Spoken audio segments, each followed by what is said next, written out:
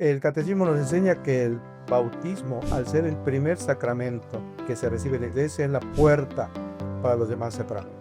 Por lo tanto, es lo que nos abre la oportunidad de entrar en la vida de Dios, que en el orden natural los papás son los responsables, eso sin duda. Pero cuando falla algo en este primer elemento, entre los padrinos tienen el deber, en conciencia, de hacer que esta criatura reciba los demás sacramentos, sea instruido en la doctrina. En el noviazgo uno se puede dar cuenta de muchas cosas, que luego a veces el enamoramiento nos vuelve ciegos. Puede llegar después a circunstancias graves de violencia que terminen después en divorcios. Solo déjame mirarte cara a cara y perderme con... Hola, ¿qué tal? ¿Cómo están? Nuevamente aquí con ustedes. Hoy con un tema muy interesante que nos va a dar aquí a nuestro invitado de este día, el padre Juan Pablo Mo Garrido, que ahorita hablaré de él, un poquito de su perfil. Y bueno, pues yo quisiera comentarles que hoy vivimos tiempos en los que muchas veces los sacramentos corren el riesgo de convertirse solamente en tradiciones sociales, eventos familiares o simples requisitos culturales. Sin embargo, detrás de cada bautismo, de cada primera comunión, de cada confirmación, matrimonio, de cada ordenación sacerdotal, de cada unción de los enfermos o de cada confesión, existe una enorme riqueza espiritual, una responsabilidad moral y también un sentido profundo dentro de la vida de la Iglesia. Muchas personas se preguntan por qué la Iglesia pide tantos documentos, quién puede ser padrino, quién no, quién puede casarse realmente en la Iglesia, por la Iglesia, qué busca proteger el derecho canónico. Y hoy, pues, queremos profundizar precisamente en estos temas, no desde la crítica, sino desde la comprensión, la formación y el amor a los sacramentos.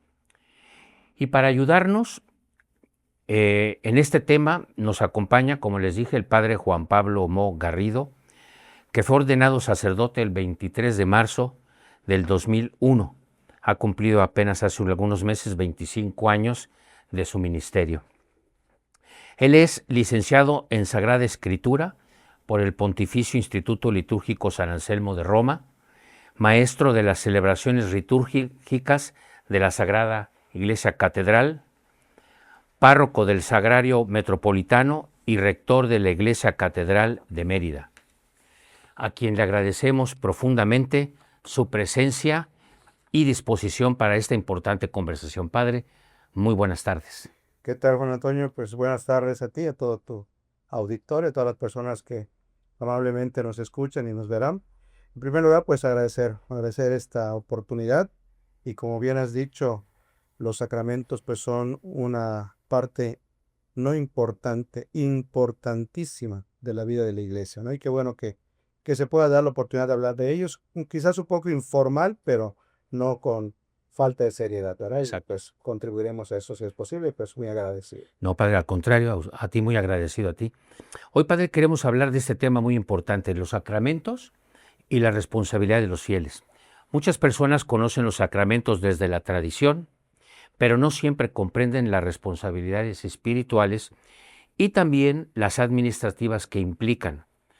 Muchas personas sienten que la Iglesia pone demasiados trámites burocráticos aparentemente como requisitos para los sacramentos. ¿Por qué existen tantas normas y documentos? ¿Cuál es la diferencia entre la burocracia y el cuidado pastoral del sacramento? Desde el derecho canónico, ¿qué busca proteger la Iglesia? ¿Y por qué es importante verificar la identidad, libertad y estado sacramental? Estos temas más o menos los iremos analizando, algunos de ellos no desde el lado tan profundamente catequético, sino sobre todo desde el lado espiritual y doctrinal. Padre, el bautismo, ¿cuál es el sentido espiritual de este sacramento de iniciación que es el bautismo? Claro. Bueno, ahí nos va a ayudar mucho e invito también a quienes tengan la oportunidad ya sea físicamente, tener el catecismo de la Iglesia Católica, o también en línea lo podemos obtener. El catecismo nos enseña que el bautismo, al ser el primer sacramento que se recibe en la iglesia, es la puerta para los demás sacramentos. Por lo tanto, es lo que nos abre la oportunidad de entrar en la vida de Dios, porque nos regenera, es decir, nos produce un nuevo nacimiento, y al haber este nuevo nacimiento, somos injertados en Cristo. Consecuencia de esto, el pecado es quitado, aquel pecado llamado original, del origen o del principio. Por lo tanto, una persona que es bautizada, aun sea un infante, entra en esta vida de Dios. Y eso es uno de los elementos más importantes que hay que resaltar el bautismo, porque en algunas circunstancias, lamentablemente, y lo digo así, con esta palabra, lamentablemente los papás van atrasando mucho el tiempo de bautismo de los niños, cuando en la práctica católica de siempre se busca que los niños sean bautizados en los primeros meses, lo más pronto posible. Esto, vuelvo a repetir, porque también ellos son partícipes de la promesa de Cristo, y al ser bautizados entran en esta vida de Dios, ¿verdad? Al ser el primer sacramento, la iglesia cuida mucho que se pueda administrar de la mejor manera posible. Claro. Por eso en las parroquias el común denominador es pedirles el mínimo de unas pláticas pre-sacramentales, que al menos comprendan la importancia, comprendan la parte ritual sacramental, y que la vivan o la celebren de la mejor manera posible, ¿no? Eso es lo que buscamos en las parroquias cuando invitamos a quienes quieren bautizar a sus hijos a que tomen estas pláticas. De acuerdo. Óigame, padre, muchas veces los padrinos se eligen por amistad o por compromisos sociales. ¿Qué significa realmente ser padrino? Claro, ahí dos cosas. Desde el punto de vista canónico, es decir, el derecho canónico pide que el bautismo sí tenga un padrino. Prácticamente en sentido estricto, es el único sacramento que lo exige. Claro. Un padrino o una madrina, o ambos, dice el código. Nosotros hemos interpretado cuando dice ambos que sea un matrimonio, que es lo más recomendable. Sin embargo, no hay impedimento para que alguna persona soltera pueda hacer este servicio o ministerio. Pero ciertamente dice en un punto importante, muchas veces los papás eligen por amistad, cuando en realidad lo que la iglesia pide es que se piense en el bien de la criatura. Por eso la iglesia habla siempre de padrino y no de compadre o comadre, ¿verdad? Que ahí hay una diferencia pues eh, grande. Sí. ¿Por qué? Porque yo busco a quien se lleva bien conmigo, con quien tengo relación, con quien tengo confianza. Y bueno, y si puede ayudar a mi hijo, pues bueno, lo hará. Y no debería ser lo primero el bien espiritual del niño. Por eso el bautismo crea lo que llamamos parentesco espiritual. Por eso a partir de ese momento la criatura para el padrino ya es un ahijado, es un hijo, una hija espiritual. Y esto crea un vínculo fuerte a tal grado que, por ejemplo, el derecho prohíbe expresamente que sea posible un matrimonio, por ejemplo, de un padrino y su ahijada, o una madrina y su ahijada. Es impensable. ¿Por qué? Porque sería por ese parentesco espiritual, ¿no? Que casi se equipara al de consanguinidad, entre un padre, un hijo o una hija, no se puede dar esto. O sea, usted nos habla del derecho canónico que prohíbe esta circunstancia. Exactamente, eso está perfectamente estipulado en las leyes de la iglesia. Y desde el punto de vista pastoral y espiritual, pues lo que se busca es que la criatura, al tener un padrino o una madrina, tenga siempre otro referente, además de sus padres, eh, un referente también de su vida cristiana, que le acompañe, que le guíe, que le ayude. Esa es la finalidad primera de él. O sea, yo entiendo entonces que el padrino, en el dado caso de que el padrino y la madrina, o ambos, o los dos, o de manera individual, están viendo que su ahijado o ahijada no está siendo educado en la vida de la Iglesia Católica, ¿ellos tienen esa responsabilidad de alguna manera? Sí, en cierta manera son los garantes de eso. Por eso no es menor el servicio que hace el padrino. De hecho, ya en la parte ritual, cuando se está en la celebración del sacramento, en primerísimo lugar se le pregunta a los papás si son conscientes de lo que están haciendo al presentar a su hijo. E inmediatamente la segunda pregunta es a los padrinos. si están dispuestos a colaborar con los papás de esa criatura, ¿verdad? Por lo tanto, vemos que en el orden natural los papás son los responsables, eso sin duda. Pero cuando falla algo en este primer eh, elemento, entre los padrinos tienen el deber en conciencia de hacer que esta criatura reciba los demás sacramentos, sea instruido en la doctrina, catecismo, que decimos para los niños, y pues a lo largo de toda su vida, por supuesto. Entonces, padre, ¿qué características fundamentales en lo general debe de tener un padrino para poder llegar a ser padrino? Claro, en primer lugar, tiene que ser mayor de edad. Debe tener los sacramentos de iniciación cristiana, es decir, estar bautizado, estar confirmado y haber hecho ya la primera comunión. Eh, Conocer las responsabilidades que va a adquirir, por lo tanto, significa conocer la doctrina cristiana sobre el bautismo y no tener ningún impedimento para realizarlo. ¿Qué sería? Por ejemplo, en una cosa muy concreta, una persona casada solo civilmente no podría ser padrino de bautismo. ¿Por qué? Porque le impediría llevar su vida cristiana. Una persona casada civilmente lamentablemente no puede acceder ni a la confesión ni a la comunión sacramental, ¿verdad? Entonces aquí no es cuestión de acepción de personas, sino cumplir pues las reglas que la iglesia ha pedido desde siempre. ¿Y si ha estado casado civilmente y está divorciada o viuda? Sí. Sí puede. Si es por viudez, ningún Ningún impedimento. problema. Si es una persona divorciada civilmente, Sí, o civilmente. casada con alguien por la iglesia, mientras no tenga otra relación Claro. marital, conyugal con otra persona, no tiene ningún impedimento.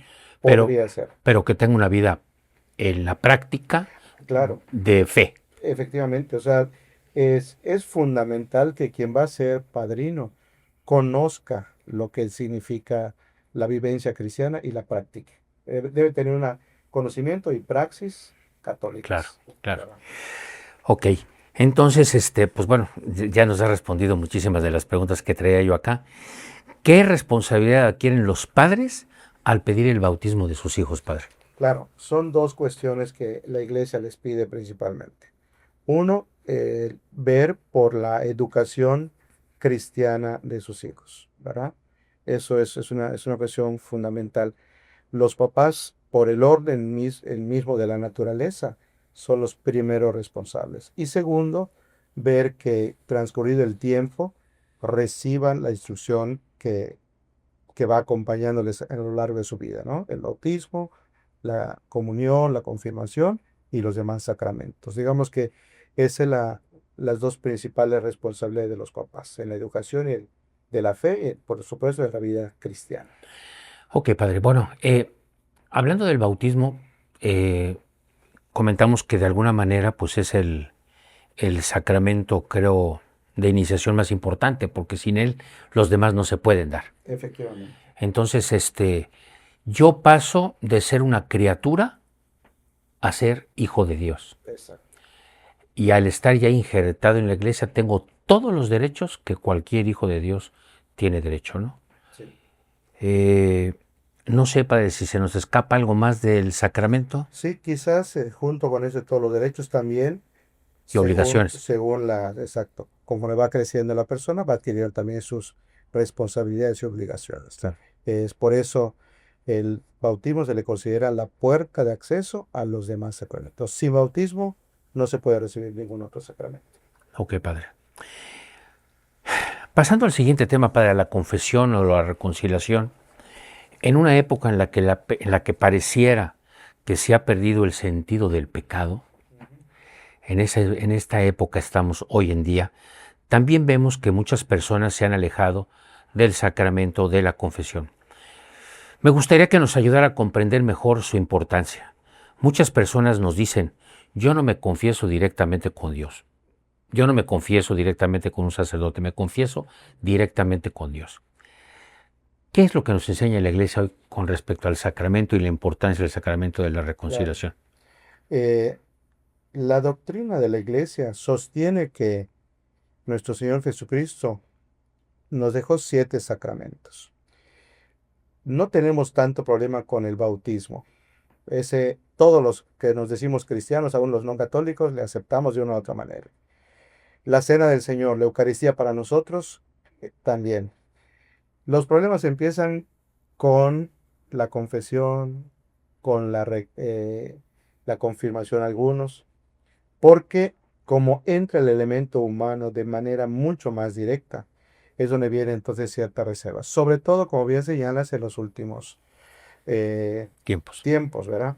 Porque hemos entrado en una espiral de secularismo, que significa hemos quitado a Dios de muchos ámbitos de la vida pública, social, cultural, que vamos restringiendo lo espiritual como solo al ámbito privado. Y no, la vida cristiana, la vida espiritual tiene una dimensión social. Entonces, la iglesia ha enseñado que la reconciliación es uno de los 7 sacramentos dejados por Jesucristo. Y eh, principalmente nos recuerda el episodio de las apariciones del resucitado, el capítulo 20 del Evangelio de San Juan, cuando dice el texto que la misma noche de la resurrección, estando los discípulos a puerta cerrada por miedo a los judíos, apareció Jesús.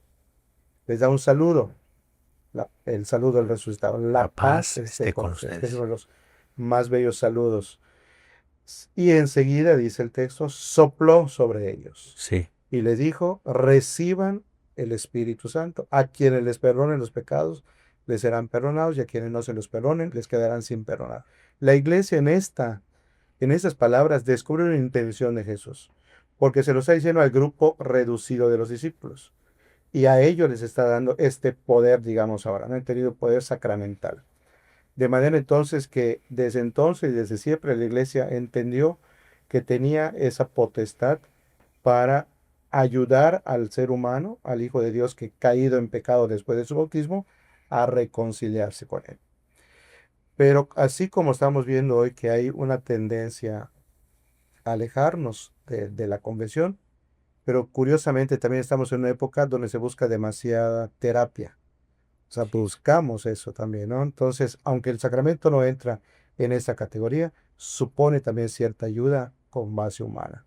Entonces, creo que comprendiendo la riqueza de lo que significa sentirme sanado y perdonado por Dios después de los pecados que he cometido después de mi bautismo, me genera pues esa paz y esa armonía para volver a la paz con el Señor, ¿no? ¿Qué ocurre espiritualmente con la persona que sinceramente va a confesarse? Bueno, la confesión como tal requiere la materia, los pecados que hay que confesar estrictamente son los pecados mortales, los llamados pecados mortales, lo que significa que han causado una muerte espiritual en el cristiano. Cuando la persona con verdadero y sincero arrepentimiento va al sacramento, eh, las dice con sinceridad y el sacerdote, después de exhortarle, le da la absolución, entonces esa ruptura temporal que hubo de la amistad plena con Dios vuelve a ser restablecida. Es decir, la persona entra plenamente de nuevo a la comunión con Dios. Por lo tanto, se le abre de nuevo el acceso a la Sagrada Eucaristía, que se vio impedida por el pecado mortal. Entonces, la riqueza espiritual para la persona, pues evidentemente es a todas luces que vuelve a garantizarse que entre en comunión con Dios y en comunión también con la iglesia. Porque el sacerdote perdona en nombre de Cristo y en nombre propio como responsable y representante de la iglesia. La absolución que solemos dar indica estas dos dimensiones. La dimensión salvadora, cuando se invoca a la Trinidad, y luego el sacerdote que en nombre de Cristo y de la iglesia absuelve al penitente. Fíjese, padre, yo en una ocasión por ahí leí un aspecto maravilloso del don de la confesión y del don maravilloso de la absolución, porque digo, del regalo que Jesús nos da, ¿verdad?, en este sacramento, sobre todo para aquellas personas que dicen, yo me confieso directamente con Dios. ¿Y qué te garantiza de que Dios te ha perdonado? Digo, obviamente que Él tiene todo el poder de hacerlo, pero ¿qué te garantiza? Claro.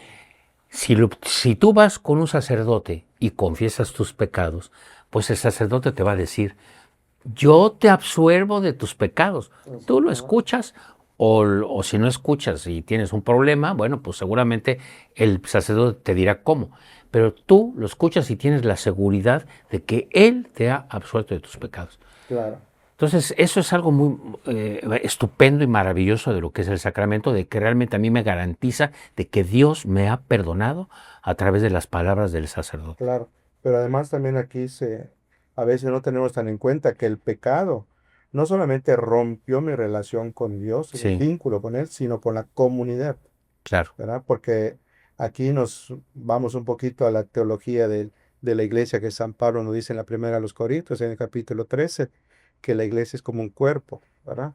Que donde ningún miembro puede decirle al otro, no No te lo necesito. necesito. Pero también afirma San Pablo que cuando un miembro sufre, todos sufren. Todo sufre. Y el pecado daña a uno, aparentemente, pero en realidad nos está dañando A a todos. todos. Aún aquellos pecados secretos, ¿verdad? Que nadie aparentemente conoce, solo yo y Dios sabemos, y que voy a confesar, pero aún es pecado oculto, pues, daña tremendamente a la iglesia. En la absolución, como remedio eficaz y remedio auténtico para este mal, en la absolución del sacerdote restablece pues mi vínculo con Dios y mi comunión con la iglesia.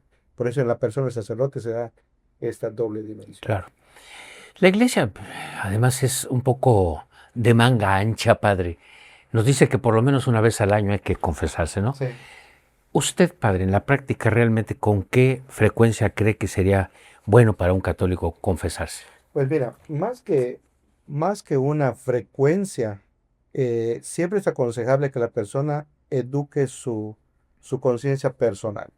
Siempre hay que evitar los dos extremos que se dicen, ¿no? Una conciencia laxa, que nada es pecado, y una conciencia escrupulosa, todo es pecado, ¿no? Sí. El tanto cuanto el justo medio.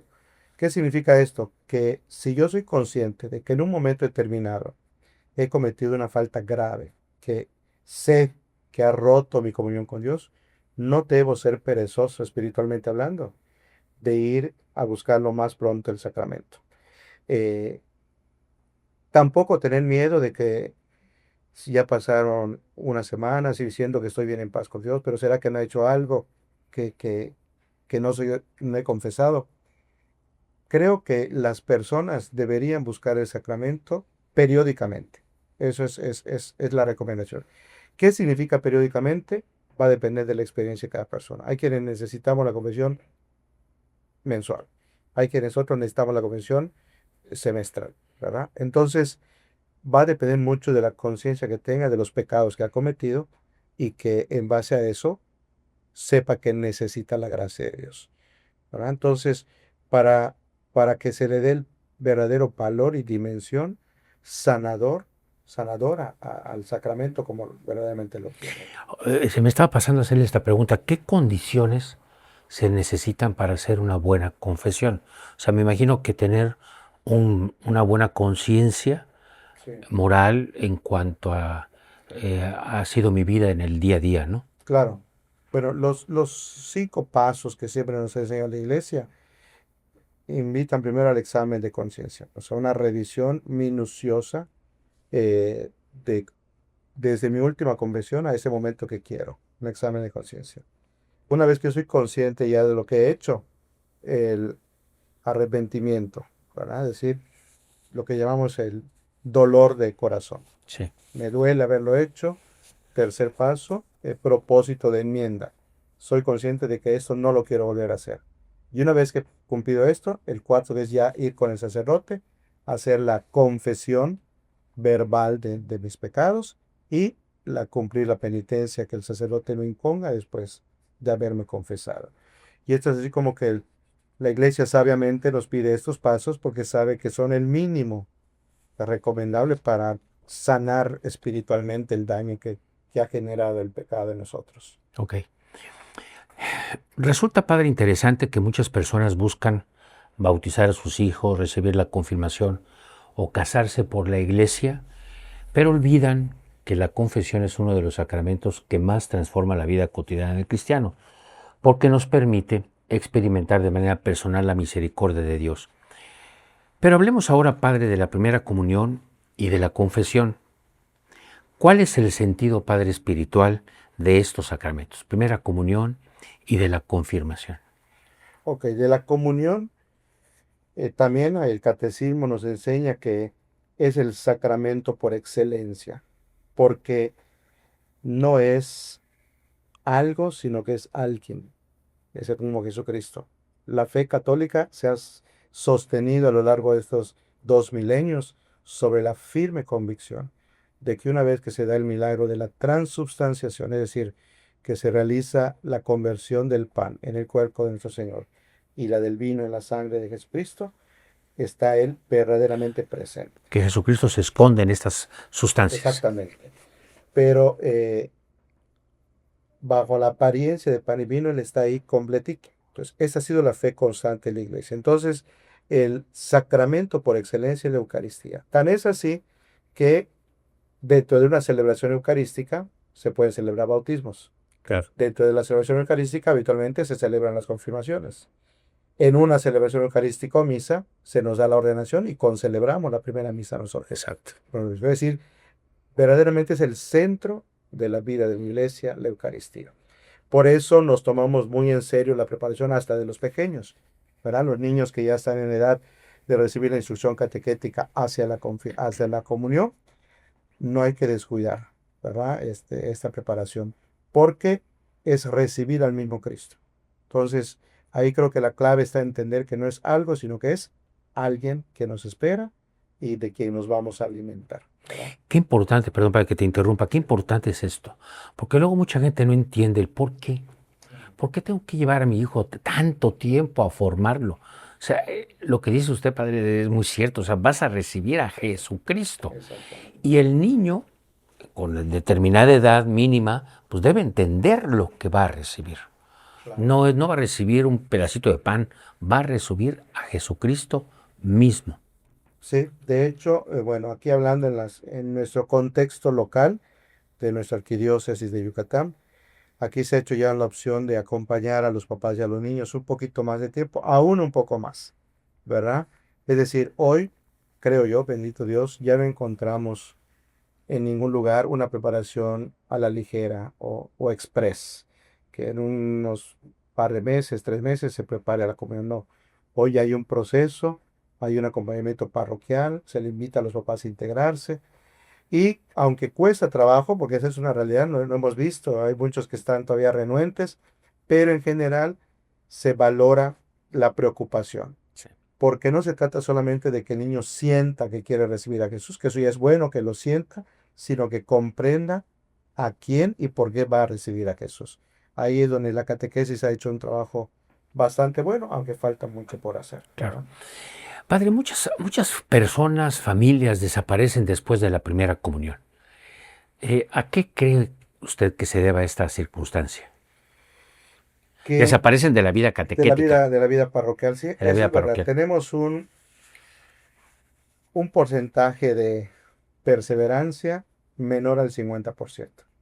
¿Por qué lo digo? Porque en las parroquias se les da a los niños la primera comunión a la par de la primaria catequética, de la primaria. Le llamamos de hecho primaria catequística, para que luego pasen al grupo de adolescentes. El porcentaje de perseverancia es menor al 50%. Ahora, entre los elementos que nosotros alguna vez como presbiterio hemos dialogado, está en que el acompañamiento no logró tocar el, el meollo de sus situaciones. O sea, cubrimos una necesidad de acompañar a tu hijo para su sacramento, pero con los papás no tuvimos un acompañamiento, porque en realidad la criatura va a ir tanto cuanto vayan sus papás. Entonces, nos falta aquí, y es trabajo de la pastoral familiar, hacer un acompañamiento de sus papás. Porque los que sí logran, por decirlo de alguna manera, engancharse, después son los que perseveran. Pero una buena parte de ellos al final cumplen, están allá, participan en general bien, quizás un poco renuentes, pero apenas se completó el sacramento, muy bien, muchas Adiós, que te gracias. vaya muy bien. Nos vemos, si es que se casan por la iglesia, ahí nos volveremos a ver. Pero nosotros atribuimos esto a la falta de acompañamiento hacia las familias. Estoy totalmente de acuerdo con usted. Y creo que aquí, en la arquidiócesis, por lo menos de Yucatán, se está ya dando una atención muy particular en eso, con el Sí, nuevo, con el arzobispo actual, que se ha metido la preocupación mucho en ese sentido. Por ahí he visto unas publicaciones, ¿no? De sí, acompañar a la familia, a los padres de familia. exacto. Sí, de hecho hay una seria preocupación por eso, ¿no? Y se está haciendo el esfuerzo de articularlo en las parroquias, que es el espacio donde habitualmente las familias deberían acudir para sus sacramentos. Padre, ¿qué representa realmente la confirmación en la vida cristiana? La confirmación, como la entendemos nosotros, tiene que ver, el mismo nombre nos lo dice, confirmar la fe bautismal. Por lo tanto, tiene una estrecha vinculación con el bautismo, ¿verdad? Eh, ¿De dónde tomamos eso? Cuando la iglesia nace y empieza a extenderse, sobre todo en el libro de los Hechos de los Apóstoles, narra que algunos apóstoles iban fundando comunidades y pasado un tiempo, cuando se enteraban los apóstoles que estaban en Jerusalén, enviaban a algunos para ver si era cómo estaba esa comunidad. Y ese texto, sobre todo los primeros capítulos del libro de los Hechos de los Apóstoles, habla que cuando los apóstoles llegaban, les imponían las manos. Ellos ya habían sido bautizados, porque ya se fundaba la comunidad, pero les imponían las manos en señal de recibir al Espíritu Santo y como garantía de que estaban en comunión con los apóstoles en Jerusalén. Esa es una práctica que la iglesia ha mantenido. Por eso en el sacramento de la confirmación se hace una renovación de las promesas del bautismo. Aunque lo hicieron de pequeños, ahora como jóvenes o adultos que hacen la confirmación, renuevan esos compromisos. Y segundo, se hace una imposición de manos, ¿verdad? De hecho, cuando el obispo pasa a ungirlos con el santo crisma, que es el aceite que indica la consagración de la persona, hace un gesto como tipo de imposición de manos y luego les marca con la cruz en la frente, ¿no? Entonces, el sacramento de la confirmación nos ayuda a retomar nuestras promesas bautismales, fortalece el alma para los compromisos cristianos y nos ayuda pues en la promoción y defensa de nuestra fe. Al menos eso se esperaría de que lo reciba. Hablamos, Padre, de los padrinos de bautismo, que ya comentamos que necesitan cierta formación de los padrinos. El padrino de comunión, pues aunque no es obligatorio, pero pues se recomienda que sea el mismo padrino del bautismo, ¿no? Sí, En el de confirmación a veces ya no se corre esa costumbre. Yo recuerdo por ahí en algunas palabras del padre Montañés que nos decía a nosotros, nos dijo, es que el padre de bautismo tiene que ser el de confirmación, que no es obligatorio, pero lo ideal sería que fuera él. Porque usted lo dijo al principio, sería el padrino del bautismo, sería el que realmente es el padrino, por decirlo de una forma. exacto. ¿Qué ha pasado? Que en los últimos siglos nuestra Iglesia Católica, por cuestión catequética, pastoral y de acompañamiento, eh, permitió la separación de los tres sacramentos de Sí. iniciación: bautismo, confirmación, comunión. Ese es ha sido el orden tradicional, teológico y a veces cronológico. Bueno, los primeros siglos no, se recibían juntos. Es decir, quien entraba a la vida cristiana en una misma celebración, bautizaba, era confirmado, ungido y recibía la comunión, ¿verdad? Eso sucedió sobre todo cuando muchos adultos entraban en los siglos. Cuando ya empiezan las familias a bautizar a sus niños, se ve la conveniencia de acompañarlos de esta manera. Entonces, el derecho canónico, a partir creo del canon 874, habla del padrino y habla de que el bautismo, digamos, lo exige. Y en los otros, en el de confirmación, por ser un sacramento de iniciación cristiana, aconseja que también sea el del bautismo, tanto cuanto sea posible. Si no es posible, entonces se busca otra persona, ¿verdad? E incluso si no aparece, los mismos papás pueden llevar a su hijo, porque no hay una obligación tal. Sin embargo, lo aconsejable es que bautismo, confirmación y comunión, su Eucaristía, ojalá fuera El mismo padrino. el mismo padrino o los mismos padrinos. Ahora, la Iglesia nos pide actualizar la formación, ¿verdad? Sí. Por lo menos creo que aquí la Iglesia local, no sé honestamente si en todas las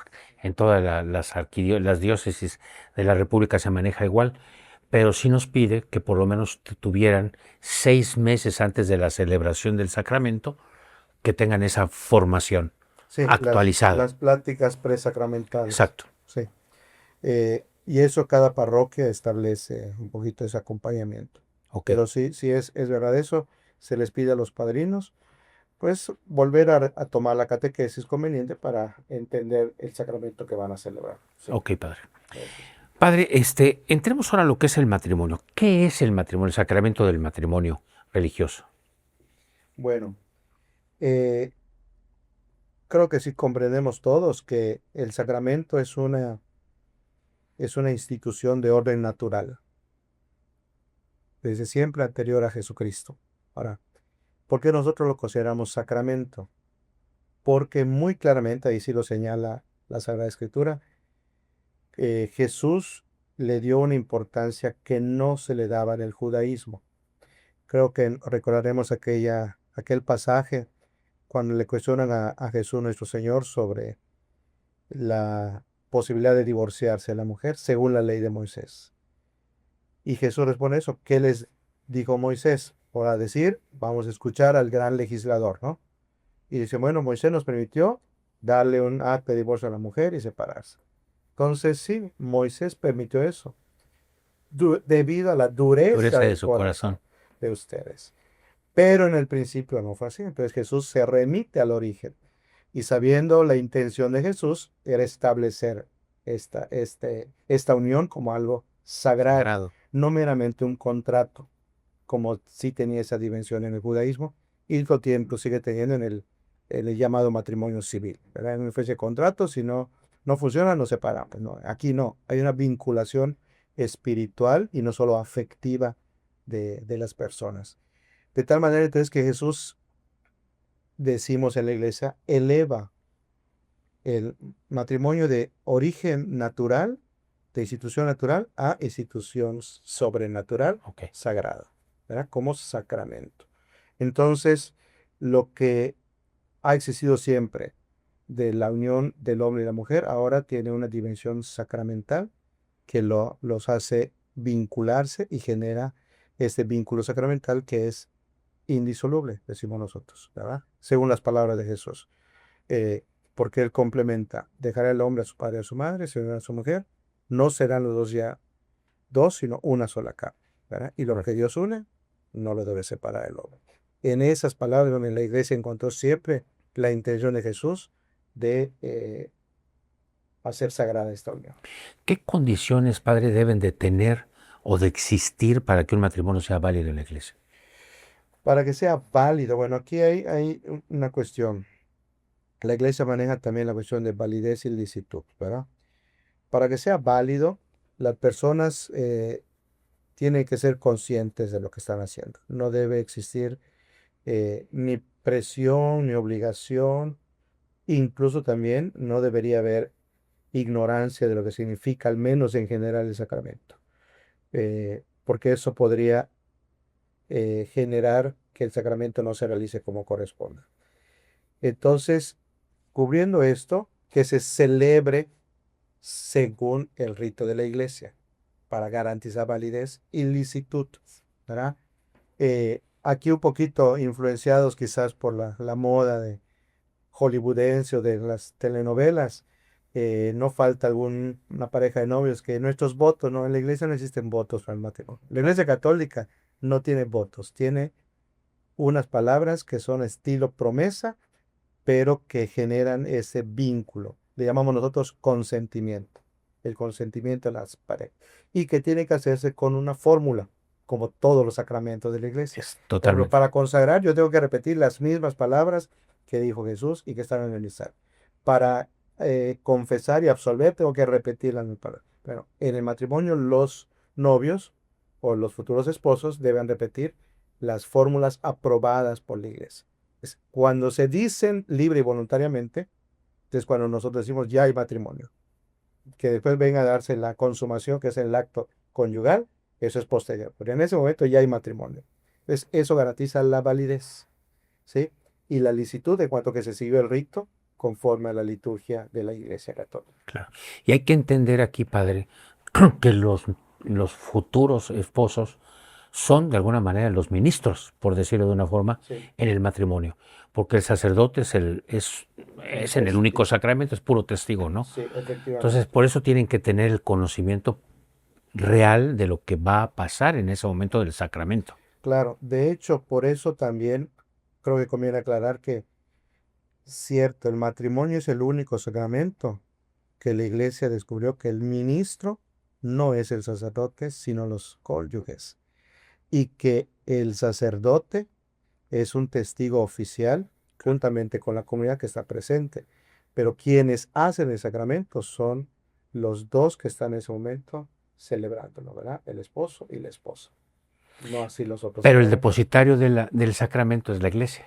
Sí, Y por eso la iglesia tiene ciertas normas y criterios para que ese sacramento sea real, auténtico. ¿No es así? sí, efectivamente. Quizás también algunas veces eso es lo que genera un poquito de polémica con Sí, algunos bautizados que debido a la poca instrucción y a evangelización, pues consideran que hay demasiada burocracia, pero realmente lo que les pedimos es el mínimo. Créeme, es el mínimo que se les pide a las parroquias, que tengan sus sacramentos de iniciación, los tres, claro. que cubran sus pláticas presacramentales, es decir, que entiendan y que, que sean verdaderamente conscientes de lo que van a hacer. El problema donde ven ellos la burocracia, en el papeleo de las actas, porque eso sí se tiene que tener documentos actualizados. Claro. Lo que pasa, padre, es que si no se tiene todo esto, pues de alguna manera, al haber alguna falla en este sentido, puede haber un sacramento no existente. ¿No es así? Exactamente, exacto. O sea, esto demuestra que para la iglesia el sacramento del matrimonio es una cuestión verdaderamente importantísima. Ahora sí que como una cuestión de extrema Delicadeza. delicadeza, exacto, y por lo tanto se toma muy en serio, Claro. tanto la preparación como este tipo de requisitos, porque lo que queremos garantizar es que lo que se celebre se haga siempre de la mejor manera y que las personas que van a celebrar el sacramento lo vivan, lo celebren y sea efectivo y eficaz en su vida. Exacto, exacto. ¿Qué impide, en las cuestiones prácticas, padre, qué impide que una persona pueda casarse sacramentalmente? Bueno, ¿qué impide?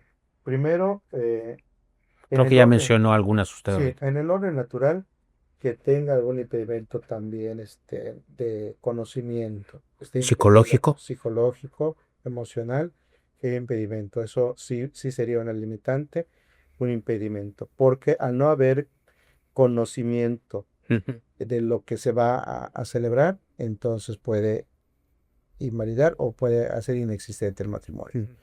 Eso es otro aspecto sería también cuando hay coacción, ¿verdad? U obligación. Ahí también eso se pone en riesgo el Un sacramento. embarazo, por ejemplo. Un embarazo, si una de las partes se está casando solo por eso y es una cuestión de obligatoriedad, porque la persona no quiere, sí podría poner en riesgo. En cambio, bueno, surgió el embarazo, no lo tenían planificado y sin embargo los dos dicen, bueno, siempre sí vamos a casarnos, no ahora, no en esas circunstancias, pero sí queremos hacerlo. Bueno, no es el embarazo en sí mismo, sino las circunstancias Correcto. que rodean ese embarazo y esa situación, ¿verdad? Pero cuando hay un deseo libre y voluntario de hacerlo, asumiendo esta situación, no habría impedimento, ¿verdad? O bien tener un vínculo sacramental con otra persona, si estar casado previamente y que la primera esposa o el primer esposo vivan, ahí hay impedimento, o bien que la persona tenga voto religioso, pero en el caso no eso, ordenado sacerdote, ¿verdad? Claro. Es un impedimento para contraer matrimonio. A menos de que esta persona haya sido ya eximida de Exacto, esta situación. exacto. Esto de la situación psicológica, padre, es algo muy delicado y hoy en día muy común. ¿Cómo podemos descubrir esta circunstancia? Porque la iglesia no te va a mandar, no manda a hacer exámenes psicológicos. Pues mira, es que ahí es donde el tiempo del noviazgo es donde Mm. nos falta más acompañamiento. Muchas iglesias tienen los llamados círculos de De novios, novios. otros tienen grupos de novios ya en vistas a posible matrimonio. Entonces, se van haciendo caminos y experiencias en esto.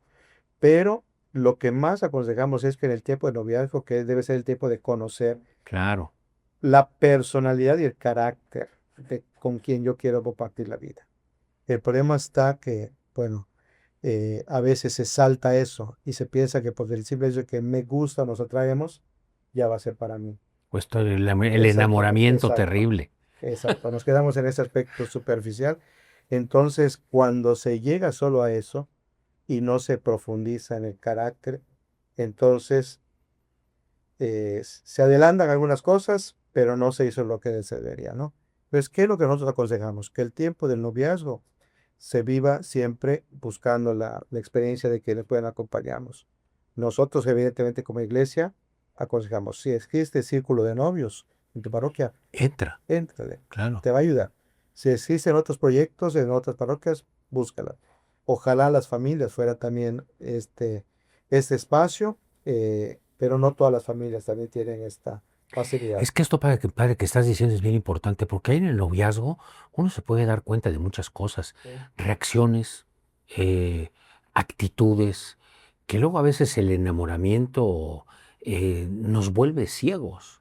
Y esos gritos de repente, tanto de él como de ella, exacto. que de repente pueden darnos síntomas que el día de mañana, cuando se pase ese enamoramiento, puede llegar después a circunstancias graves, ¿no? De violencia y de esta situación, que pues si terminen después en divorcios. O sea, Sí, esa es la realidad. lamentablemente. Por eso también lo que percibimos nosotros como iglesia es que la sociedad de hoy está prolongando demasiado quizás la madurez de nuestros jóvenes en esos ámbitos.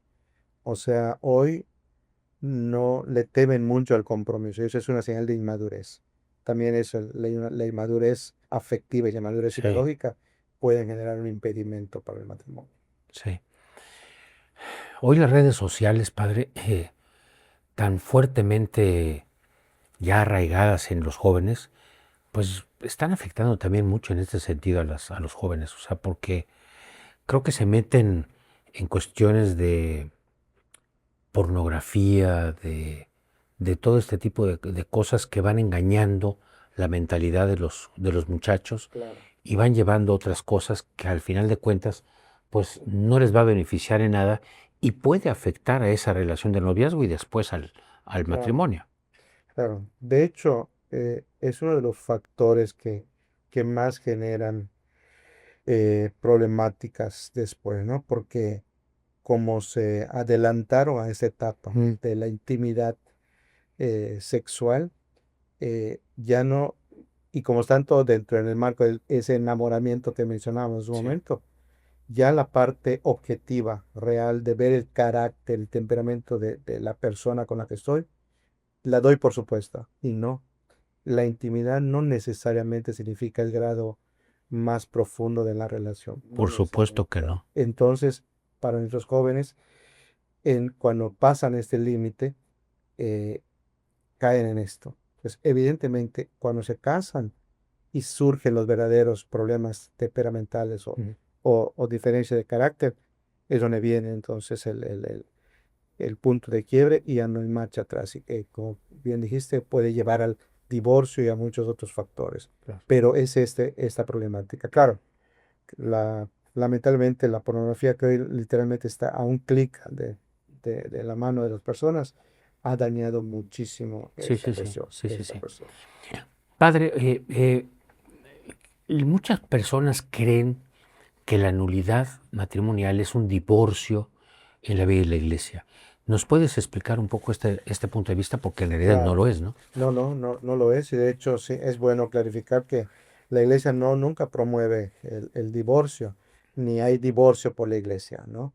De hecho, el mismo término, si uno lee el ritual de matrimonio en la introducción general, dice, lo que popularmente decimos casarnos por la iglesia debería ser tomado del apóstol San Pablo que dice casarse en Cristo.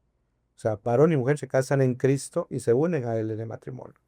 Bueno, por eso el vínculo sacramental es tan fuerte que no hay fuerza humana que lo pueda separar.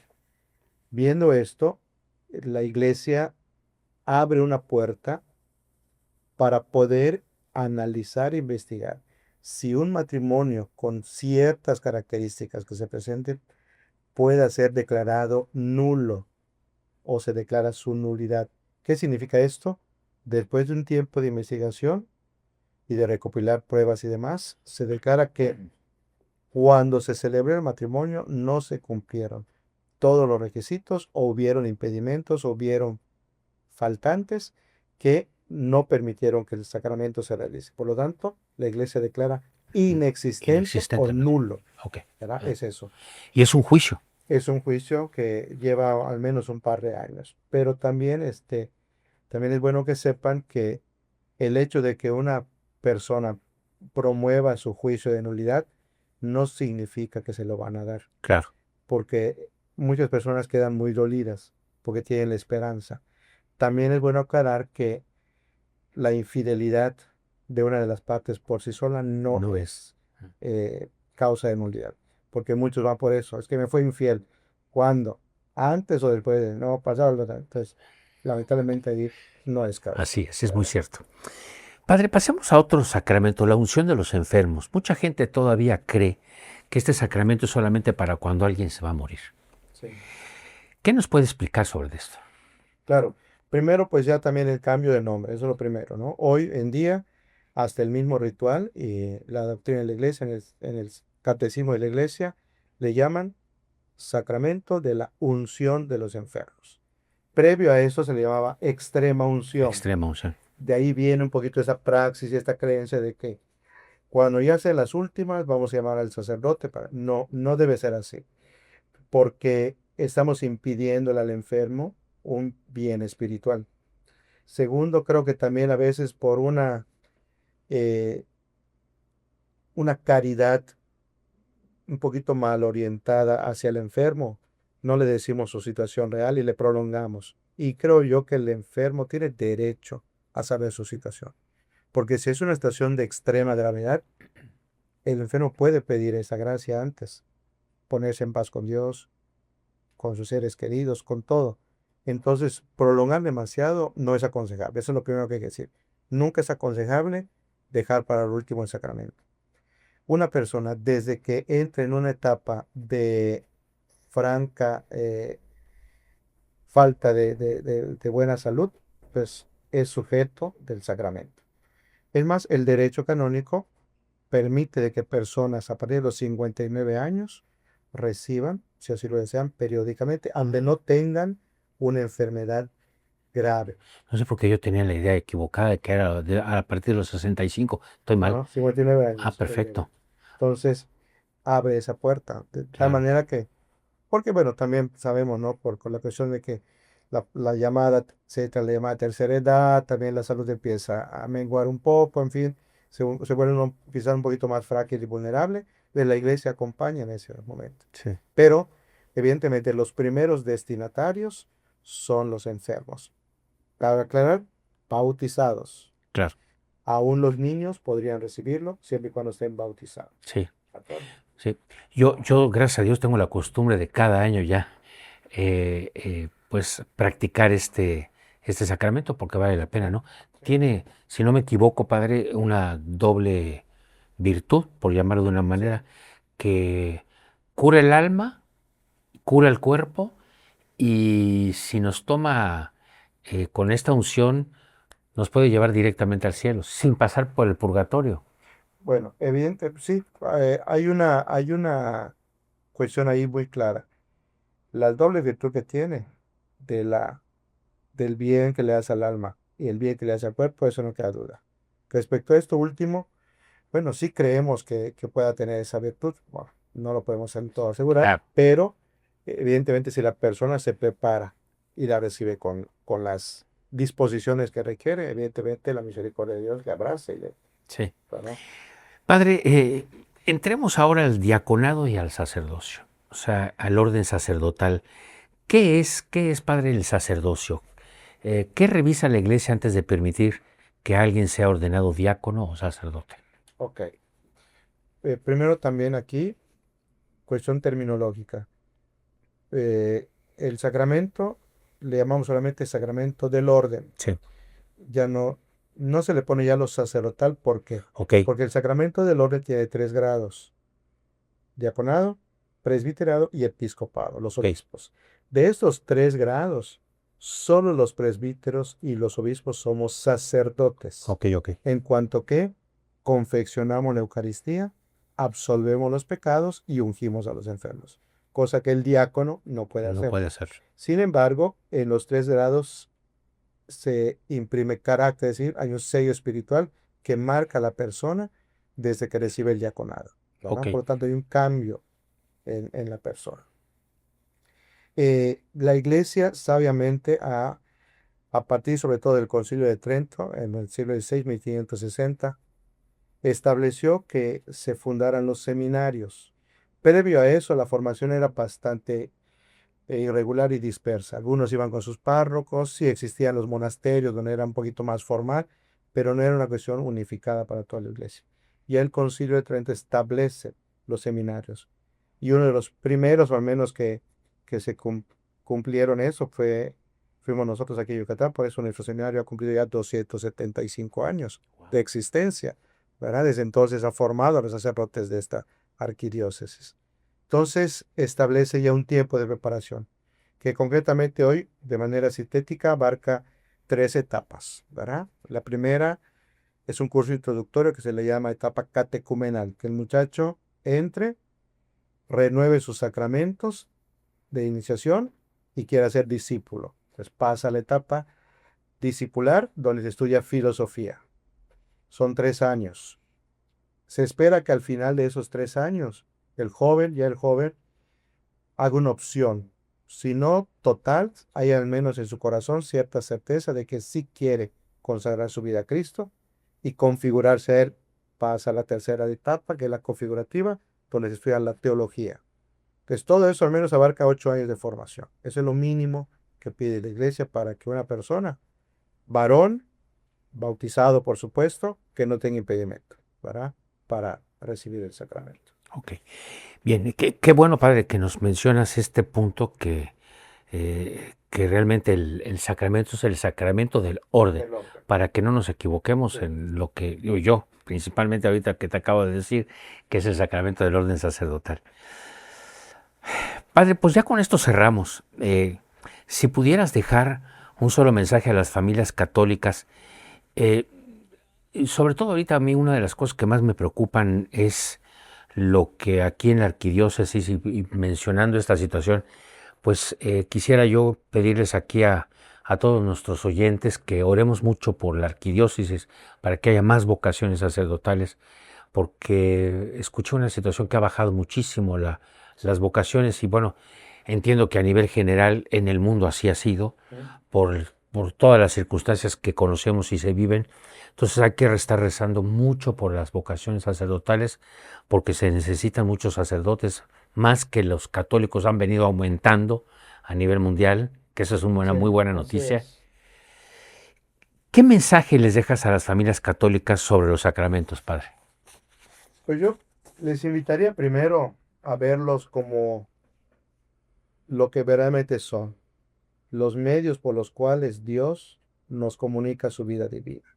Esos son los sacramentos, especialmente la Eucaristía, porque nos alimentamos del mismo Cristo. Que no los vean como una obligación, sino como una oportunidad de santificación. Todos y cada uno de los sacramentos nos llevan a la santificación. Pero evidentemente hay que tener cierta disposición.